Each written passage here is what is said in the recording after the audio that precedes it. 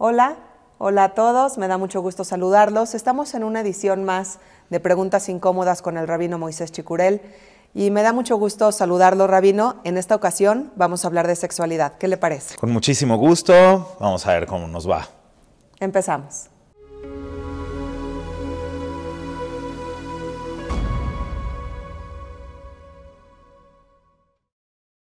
Hola, Rabino, pues muchas preguntas, muchos temas que abordar en este tema de la sexualidad, pero vayamos al tema de la sexualidad en el judaísmo. Hay algunas personas que piensan que hay muchas prácticas dentro del judaísmo que están prohibidas, que no se pueden realizar. ¿Cómo es este tema? ¿Todo se puede realizar según las leyes judías? Bueno, yo creo que para empezar hay que entender, de hecho, que el judaísmo propone que una de las cosas más elevadas que podemos hacer los seres humanos a nivel de expresión, a nivel de conexión, es la unión de pareja, la unión entre hombre y mujer. Lejos de verse como un asunto pecaminoso, un asunto de pecado, un asunto negativo o como un mal necesario o cualquier forma de ver esto desde una perspectiva no positiva, la Torá y el judaísmo nos habla de esto desde lo más elevado, desde lo más sagrado. Entonces, no nada más eso, sino que en principio la santidad en general en el judaísmo se trata de equilibrar lo físico con lo emocional, con lo espiritual.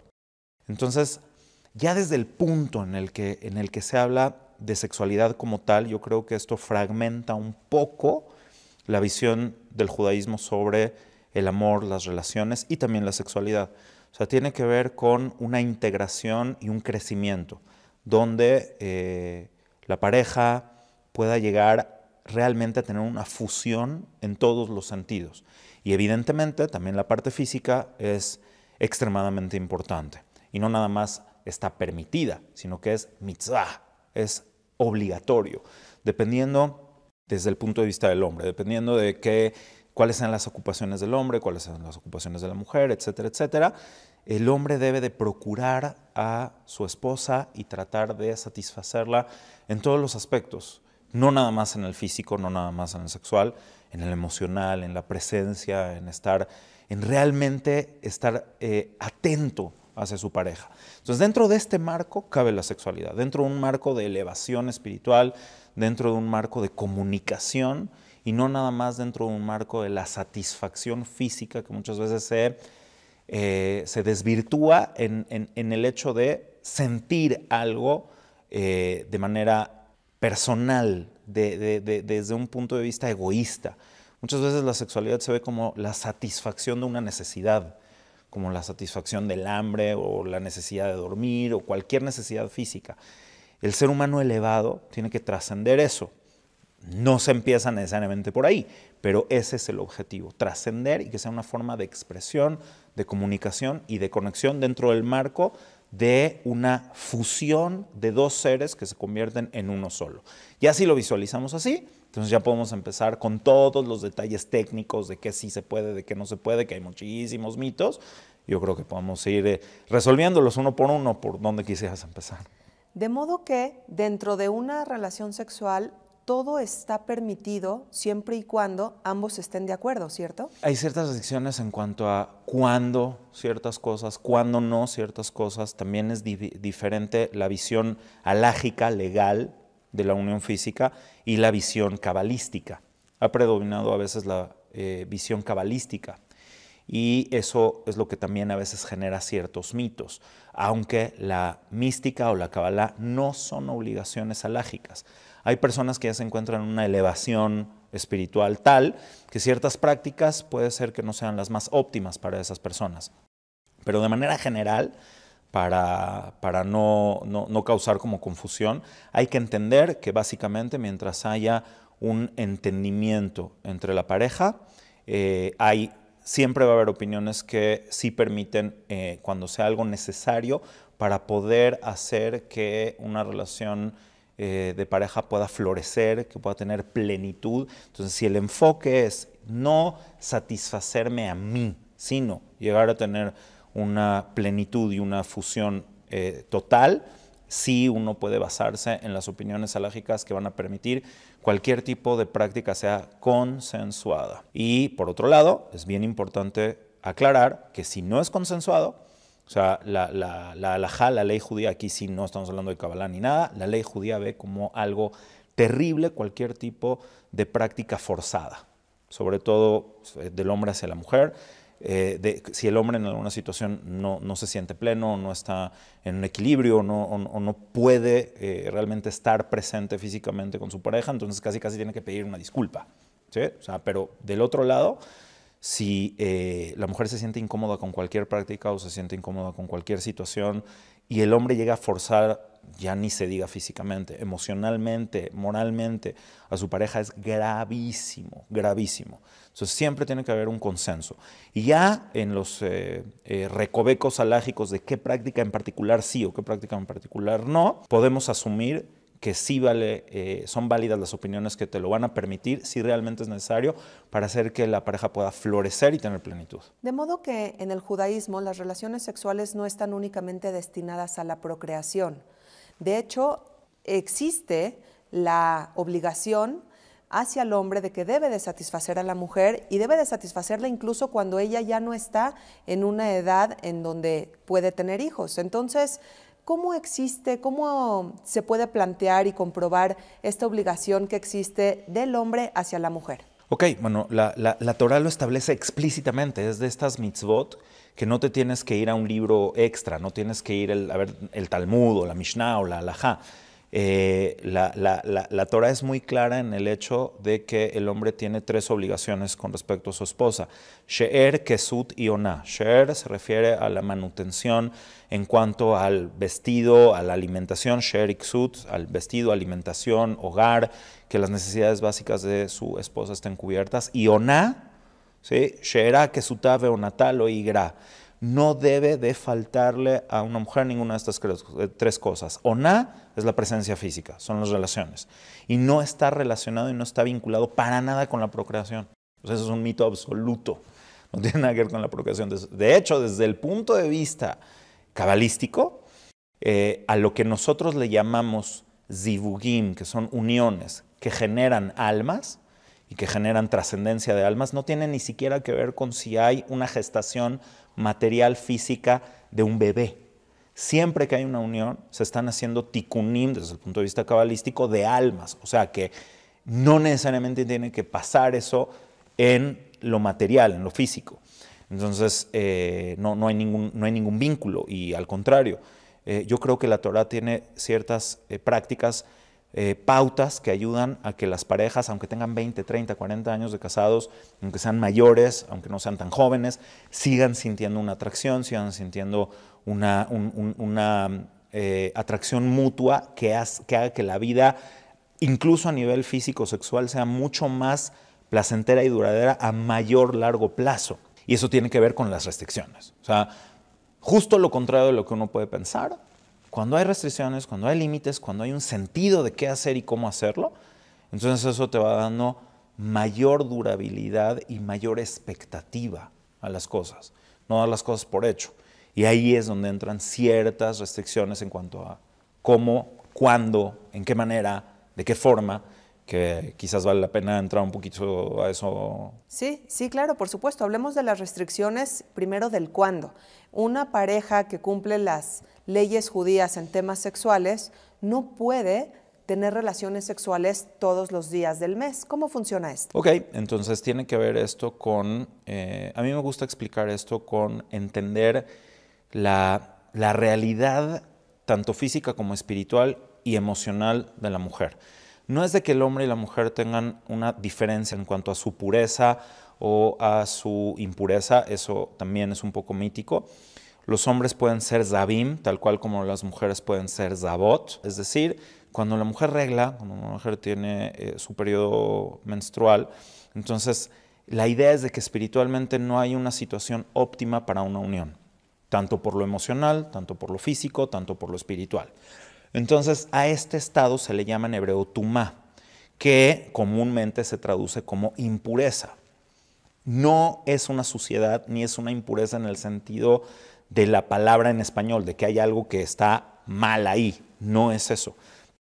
Tumá más bien es un estado donde hay un cierto vacío espiritual. Entonces, tal cual como también nos puede suceder a los hombres, si es que hay cierto tipo de situaciones físicas que pueden afectar a lo emocional, entonces se asume que la menstruación para una mujer es un momento donde uno debe darle su espacio, su chance, y sobre todo construir una relación libre de solamente estar pensando en el contacto físico. Eso creo que además es muy sano. Entonces, el saber que uno no tiene posesividad de la pareja, ni el hombre de la mujer, ni la mujer del hombre, y que hay ciertos espacios donde no van a tener contacto, donde su relación va a tener que desarrollarse tal cual como cuando eran novios, de que va a haber mucha atención, mucha cercanía, cosas muy, muy agradables, pero no necesariamente que llegue a la parte física. Entonces ayuda a que uno sepa y tengas constancia de que no posees a tu pareja. Ni el hombre a la mujer, ni la mujer al hombre. Entonces hay estos espacios. Y eso es lo que se refiere a esta idea de la tumá, que es un periodo que la mujer necesita reconstituirse, tal cual como el cuerpo se está reconstituyendo. O sea, la menstruación que tiene que ver con el endometrio que probablemente podría haber generado una vida que podría haber sido la base de una gestación de un bebé. Entonces eso llega a un punto donde el cuerpo, el organismo lo descarta. En el momento en el que el organismo lo descarta, pasa emocionalmente, pasa físicamente, es un periodo donde no hay una situación óptima. Y entonces se tiene que dar ese espacio de reconstrucción. Y ahí viene el proceso de la tahara, que es el proceso de dejar, y esto es un consejo en general para la vida, en todo sería buenísimo que entendiéramos esto, dejar que esa parte, no necesariamente negativa, sino espiritualmente no plena, pase, y una vez que pasa, prepararse para poder reconstituirse.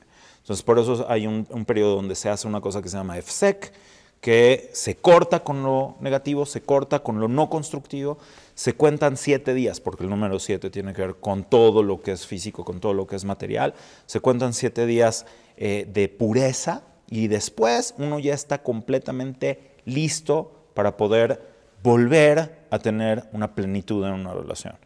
Y a eso se le suma que la mujer va a la tevilá, va a la mikve, va a un baño que no es necesariamente ritual, pero sí es espiritual. No me gusta la palabra ritual porque limita, es espiritual.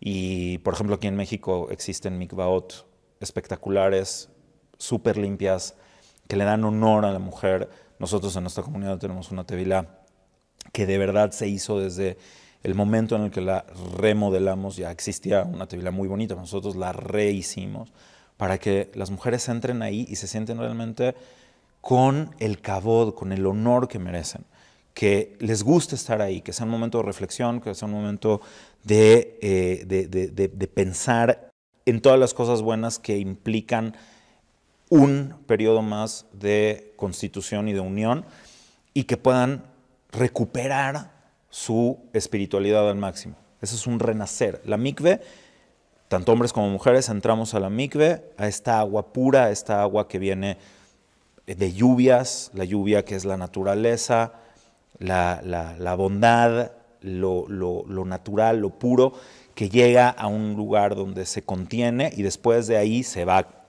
Es un proceso complejo técnicamente, pero la mikve donde las mujeres o los hombres entran, se está constantemente cambiando el agua y detrás hay una base de agua que viene de lluvia, que entra en contacto con esta agua nueva, etcétera. Hay varios procesos.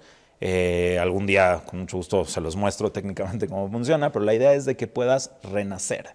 Y una vez que ya renaciste, que ya te reconstituiste, entonces sí puedes tener plenitud y sí puedes llegar a tener esa unión completa, no nada más física. Eso creo que es de lo más importante que nos enseña la mitzvah de la tevilá.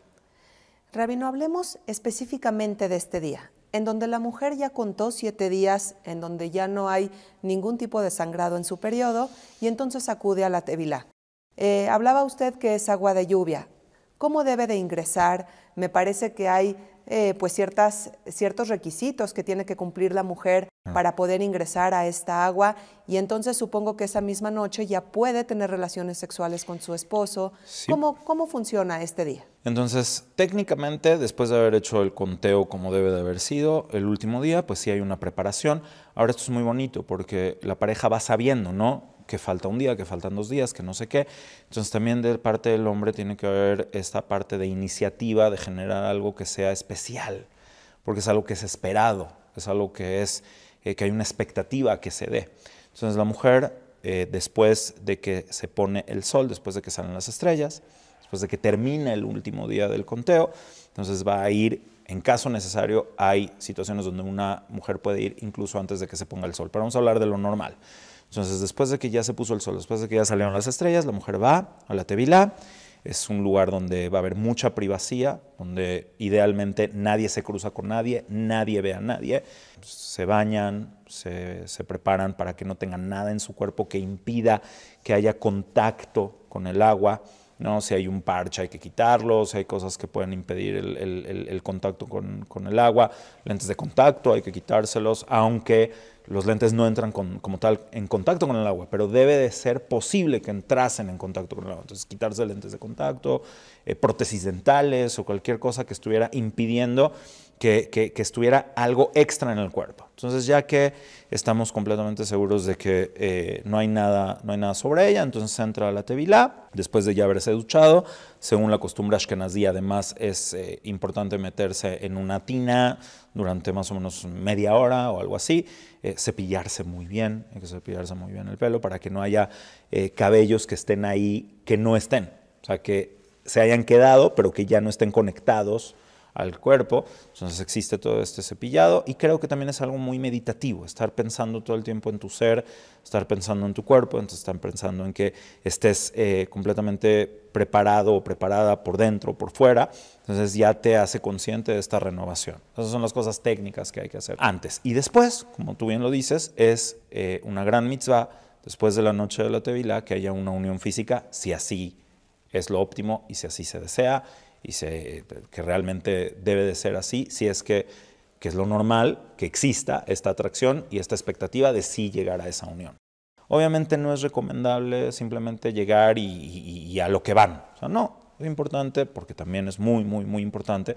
Hay otra mitzvah que se llama Vesimajet Ishto, que el hombre debe de alegrar a su mujer. ¿Qué significa alegrar a su mujer? O sea, realmente es importante que el hombre sepa que la forma de funcionar físicamente el hombre y la mujer no es igual. Y que hay una cosa que en hebreo se llama ritzui. Hay que procurar, el hombre tiene que procurar que su pareja, que su esposa realmente se encuentre en una situación donde de verdad quiera esa unión, donde de verdad esté lista para esa unión. Entonces, en cuanto a los tiempos, en cuanto a todo lo necesario para que una mujer se sienta cómoda, que se sienta querida, que se sienta bien, para poder llegar a la consumación de esto. Entonces, todo lo que sea necesario para eso, desde algo como más simbólico, como unas flores, como llevar a tu esposa a cenar, como hacer que ella sienta que para ti es especial como hombre también, y en los tiempos y de la manera en la que debes, o sea, el enfoque del hombre en una relación es hacer que su esposa tenga plenitud, y nunca pensar primero en él que en ella. Además, cabalísticamente es muy, muy, muy, muy importante que lo que representa el hombre energéticamente desde el punto de vista cabalístico debe estar dedicado a lo que representa la mujer desde el punto de vista cabalístico. Entonces, esa es la parte de poder alegrar a la mujer, es una metáfora, ¿sí?, de que uno verifique que está siendo agradable y placentero para tu pareja lo que está sucediendo, y nunca ponerse en el centro de la situación. Si esto se da de manera mutua, entonces creo que eso es muy sano y muy bueno para una relación larga, duradera y que sea plena en todos los sentidos. Rabino, muchos podrían creer que el judaísmo es una religión un tanto machista, y todo lo que usted nos está diciendo nos comprueba justamente lo contrario. El que en el judaísmo exista la obligación sexual de satisfacer el hombre a la mujer nos habla de que la mujer pues está recibiendo una importancia prioritaria. Ahora, ¿desde cuándo, Rabino? ¿Desde cuándo el pueblo judío lleva a cabo la práctica de la tevilá? La práctica de la tevilá es milenaria, es original de la época bíblica. Y sobre lo que dices acerca del tema del machismo, de un patriarcado, etc., la Torah es muy equilibrada, pero el problema es de que sí existen personas machistas que pueden tomar, cuando uno ve partes de la Torah de manera fragmentada, de manera seccionada, entonces uno puede llegar a malentender cierto tipo de cosas. Y además las prácticas machistas, o sea, es algo que yo siempre he dicho a mis alumnos, a mis alumnas. Hay judíos que son machos, sí, y que buscan argumentar su machismo o su imposición genérica basándose en frases o en ideas que pueden encontrar en la Torah. Sí. ¿La Torah es machista? No, para nada. Para nada, pero siempre vamos a encontrar esto, donde vas a encontrar una persona que va a tener a lo mejor una imagen religiosa que te va a dar esa sensación, y esto se da mucho por la ignorancia de la propia Torah, la ignorancia de la propia religión, de la propia esencia de la Torah. Es muy importante saber y es muy importante entender que no una persona por ser técnicamente religiosa, ya sea porque vino de una casa religiosa, porque le enseñaron cierto tipo de prácticas o porque tiene una herencia cultural que puede venir de los países donde nos encontramos. O sea, vivimos en lugares donde, tanto, por ejemplo, en Rusia, en Polonia, que son sociedades muy patriarcales, o en el Imperio Otomano, o en los países árabes, venimos influenciados de las sociedades y de las culturas donde hemos vivido durante siglos, si no milenios, ¿correcto?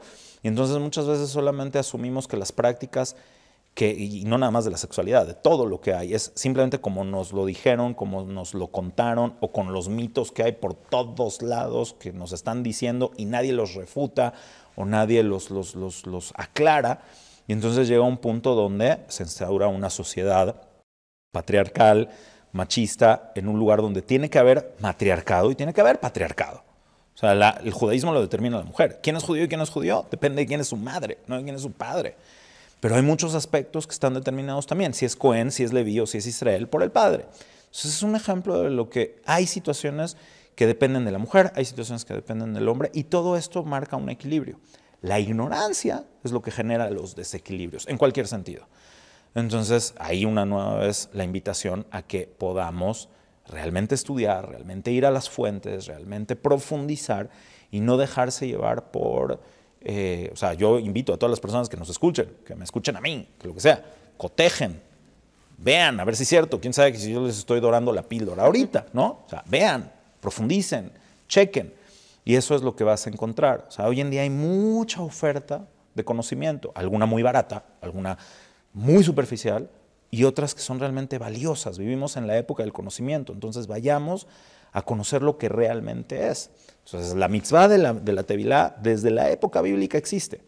Y todo esto que estamos manejando está en la legislación talmúdica, en la legislación de la Mishnah, en los sabios medievales, encuentras todo esto por todos lados, ¿sí? También hay cosas en el Zohar, hay cosas que están en la literatura cabalística, pero en todo esto, cuando lo ves de fondo, vas a encontrar lo que tú estás diciendo. Yo creo que no es ni machista ni lo contrario, creo que realmente es equilibrado.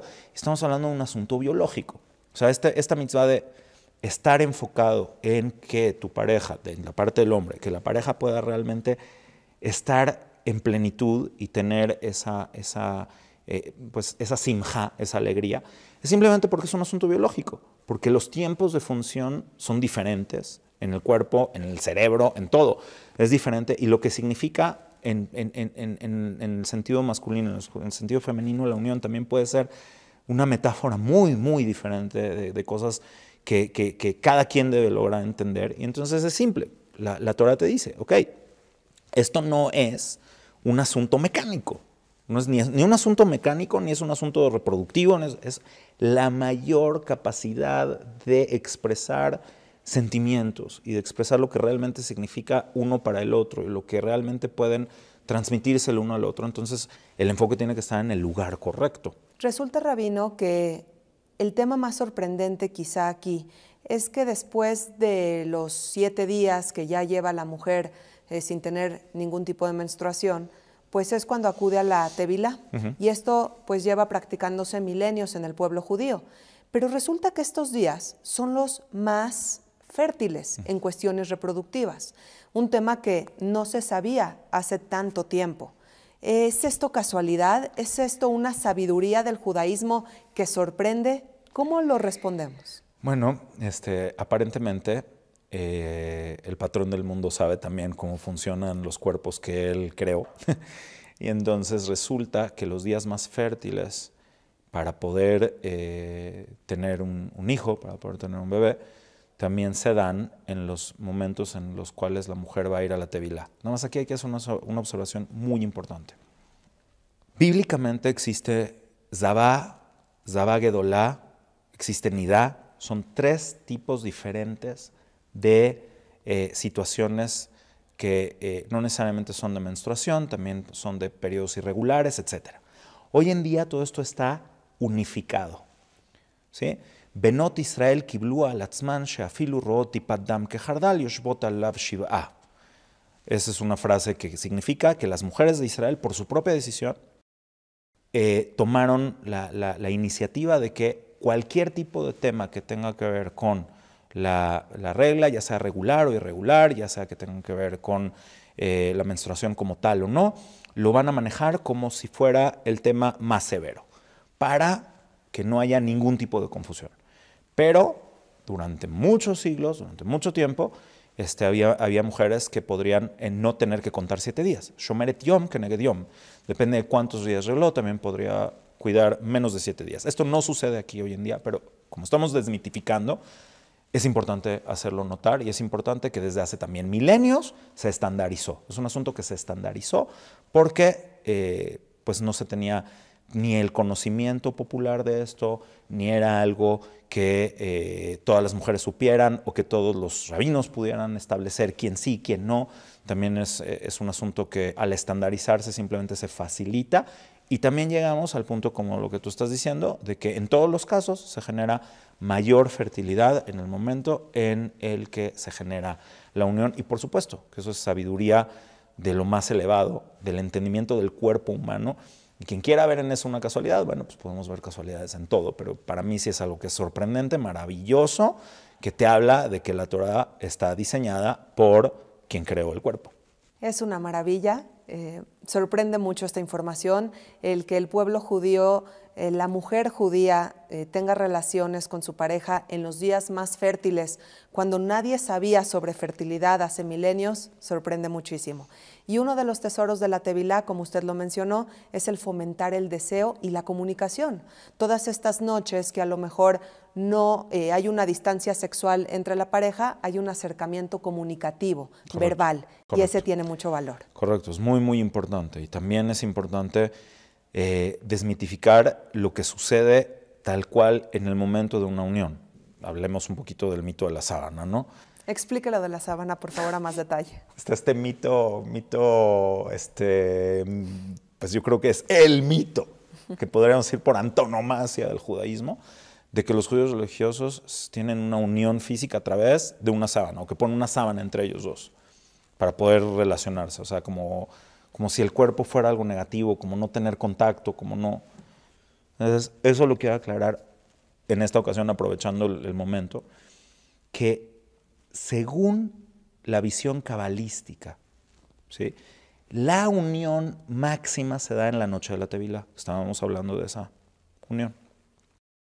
Entonces, tanto por respeto al cuerpo, tanto por mantener una imaginación sana, hay una recomendación de que no haya demasiada iluminación. Y eso además es muy bueno.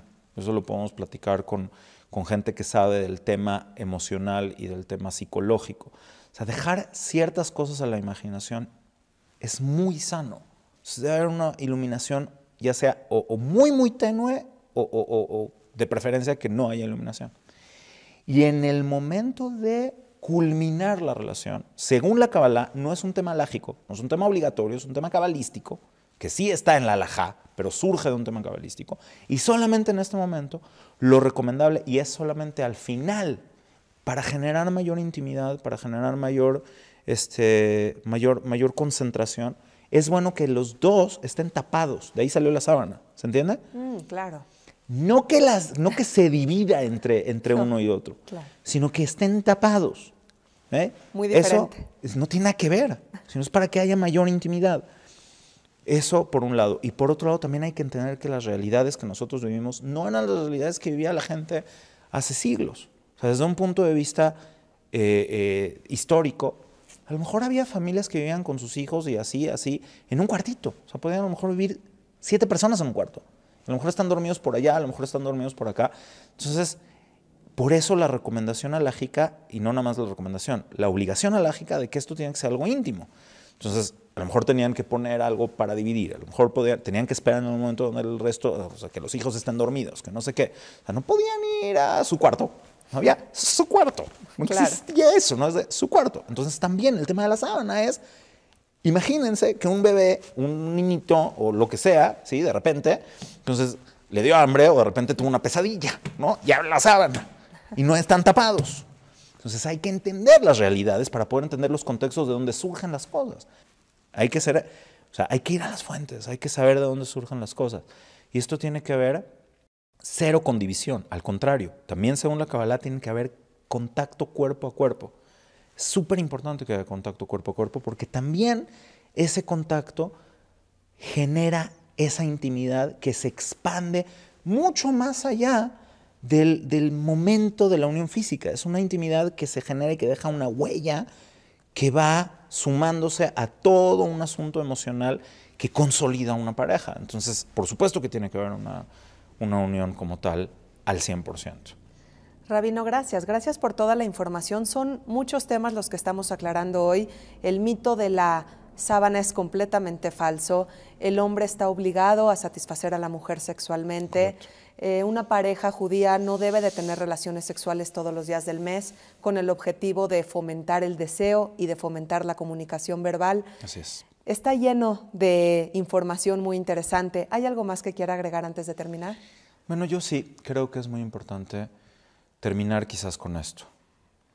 Dejarle a la imaginación las cosas que hay que dejar en la imaginación.